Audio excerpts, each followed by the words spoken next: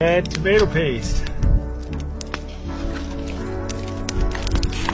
Beans are almost done, so I'm going to go ahead and make some bread. I have this dough I made up last night. Take and wrap this bit of cheese, a little bit of bread dough with that Gouda inside.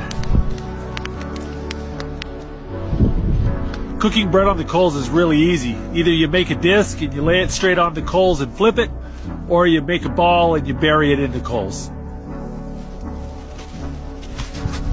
A little bit of campfire ash that gets stuck to the bread tastes just like flour. All right, we're gonna put that right on the coals.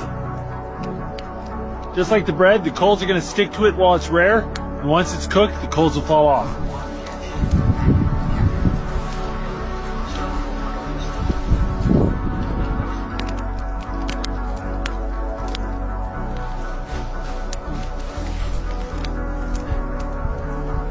Yes, that is perfect.